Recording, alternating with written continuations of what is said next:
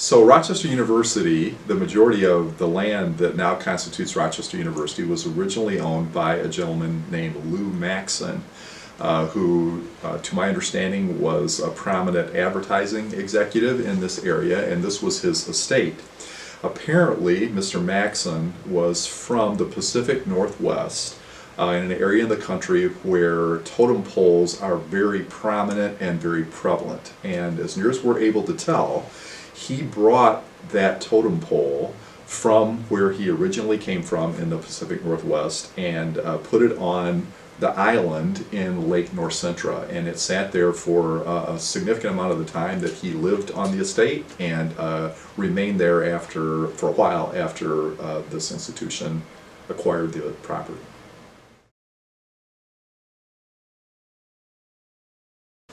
Well, the totem pole sort of has an interesting history. There was a president of the university that did not feel good about some of the symbolism and some of what he thought were some of the spiritual connotations of the totem pole. So he actually had it taken down. And there were some concerned alums and some folks who had been here for a long time that sort of grabbed the totem pole after it had been taken down and wanted to preserve it because they were concerned about the history of the institution and what the totem pole had come to have a pretty significant symbolic meaning to a lot of the alums who were here. So they didn't want to see it damaged or destroyed, so they put it away in storage for many, many years. And ultimately, as we began to think about the heritage of the institution and reach out to talk to the indigenous people in the state about the totem pole and try to learn more about it, we brought it out of storage and decided to put it in the new arena.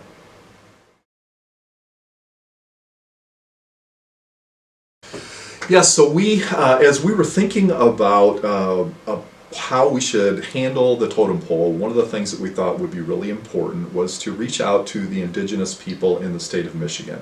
We were concerned about cultural appropriation, concerned about the perception that might exist related to cultural appropriation, and we wanted to be very transparent with the indigenous people and the leadership of the indigenous people in Michigan about what we were thinking about and about this artifact and try to learn from them. So we did reach out to them.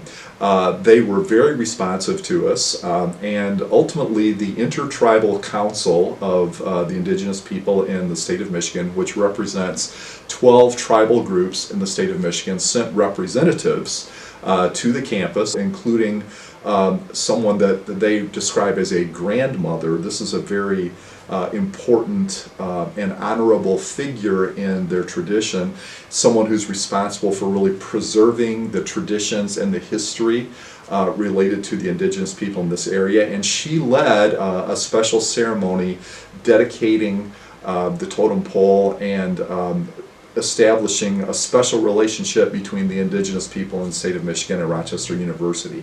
The basket here in front of me is a gift that the Intertribal Council presented to me on that day, on the occasion of the totem pole. This includes the 4 sacred plants to Native American people: sage, tobacco, sweetgrass, and cedar. And it's something that's been very meaningful to me and holds a prominent place in my office since that ceremony.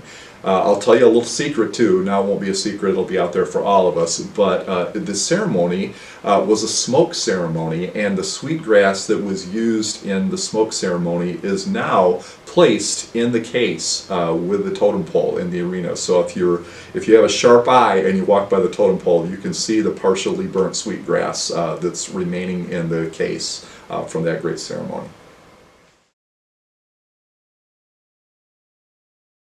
So we met with them multiple times, talked with them about the totem pole. They were fascinated by it and contacted a contact that they had back in the Pacific Northwest, where the totem pole came from, and got a great accounting of his interpretation.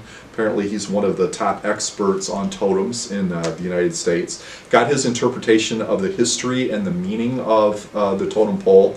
And our discussion was very much about how can we appropriately respect and honor the heritage that the totem pole represents, and how can we appropriately show that honor and respect to the indigenous people who are living in the state of Michigan now. Again, the Intertribal Council was eager to have these conversations. Ultimately, what it led to was a gathering of 15 or so people, many of them from the Intertribal Council, and we were also talking about the mascot, the warrior mascot. And we were really interested in, and it was very important to us to reach out to the indigenous people to make sure that really we were appropriately respecting and honoring not only the meaning of the totem pole, but also the idea of, what's a warrior, and what connotations are associated with that. Actually, and a part of this story is subsequent to our conversations with them about the totem pole. A lot of people have asked, why does your warrior mascot look like a big bird? And the bird is meant to reflect the image that's at the top of the totem pole. And it was our understanding that that was, a connection to the idea of a protector, which is the meaning behind the notion of warrior to the indigenous people. Interestingly, I'd asked Clint Pleasant to try to follow through and make some connections and contact with the tribal council. He was sitting at his computer one day, and a community contact that we had just happened to stroll into his office and asked him what he was up to. And this friend of ours, a man named Don Morelli, pulled his cell phone out of his pocket, and he said, one of my closest friends is a strong advocate for Native American causes in the United States, and is deeply connected with the Intertribal Council of the state of Michigan.